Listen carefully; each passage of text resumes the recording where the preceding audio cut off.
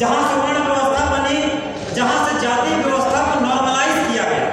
और जाति व्यवस्था कैसे नॉर्मलाइज किया गया कि कैसे किस कम्युनिटी को रोजमर्रा की जिंदगी में हमें कैसे पेश आना, किसी को कहाँ उठना है, कहाँ बैठना है, चप्पल लेके चलना है, किसके दरवाजे से निकलना, ये सदियों से नॉर्मलाइज किया गया। लेकिन जिस तरीके का दलित शासन हुआ, बैकवर्डों का शासन हुआ, पूरा बहुजन मूवमेंट खड़ा हुआ, आज समता की चेतना की जो बात शुरू हुई है, धीरे धीरे हम इंसानियत की तरफ बढ़ रहे हैं और एक समाज ऐसा बनाने की कोशिश कर रहे हैं जिसमें सब मान सम्मान और समता के साथ रह सके।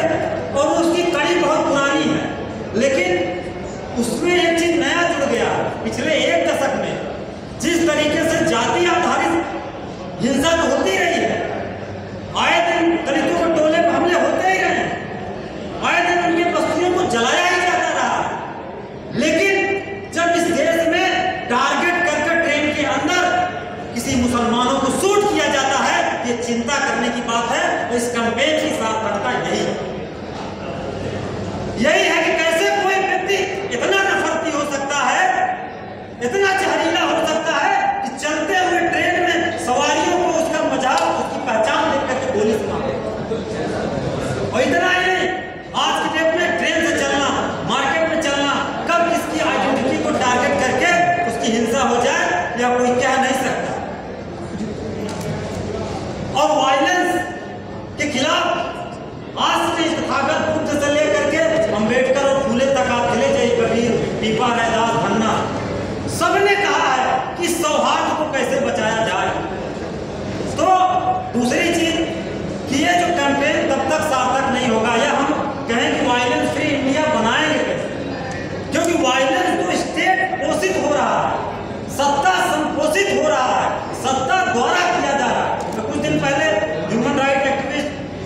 कॉलिन गुंजाविस साहब को सुन रहा था, वे बात कह रहे थे कि अगर स्टेट चाहे तो किसी इलाके में चूस पू तक नहीं हो सकता,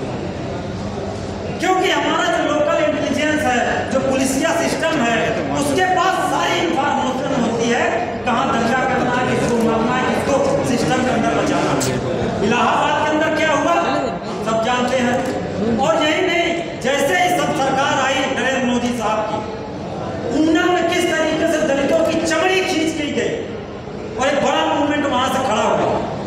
और आज तमाम छोटे छोटे दलों को, चाहे वो स्टेट लीड कर रहे हो या अपने एक हैसियत में क्षमता में कम हो, लेकिन उनको एक जोड़ने की पहल एक राष्ट्रीय स्तर पर शुरू हुई है, जिसका नाम दिया गया है इंडिया अलायंस। उसके बहुत सारे पार्टनर्स यहाँ मौजूद हैं, हमारे प्रोफेसर मनोज झा भी उनमें से एक है, हम उनको सुनेंगे। लेकिन मैं उनसे जरिए या आप सबके जरिए इस कैंपेन के पीछे जो ये है कि कोई भी इंडिया या कोई भी आइडिया ऑफ इंडिया बिना दलित के पूरा नहीं हो सकता।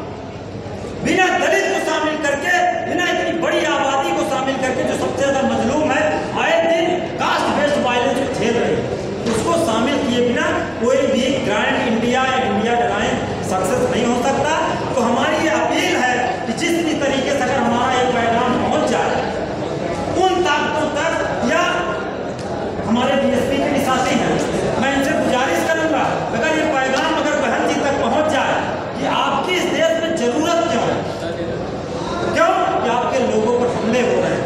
आपके लोगों को मारा जा रहा है, आपके लोगों को जाति आधारित कुचला जा रहा है, उनका मान सम्मान तोड़ा जा रहा है। इसलिए आपकी इस इंडिया की बहुत जरूरत है। इसलिए हम लोग पहले भी आइडिया ऑफ इंडिया में बिना बहुजन की संकल्पना को जोड़े कोई भी आइडिया ऑफ इंडिया की संकल्पना ही नहीं पूरी हो सकती है। बिना माइनॉरिटी को जोड़े उसकी सेफ्टी और उसके विकास और तरक्की को ध्यान में रखे हुए कोई भी इंडिया की संकल्पना नहीं हो सकती। यह पैगाम अगर हमारा पहुंच जाए तो हम इस कैंपेन को बड़े स्तर पर और उसको जो मकसद है वो 2024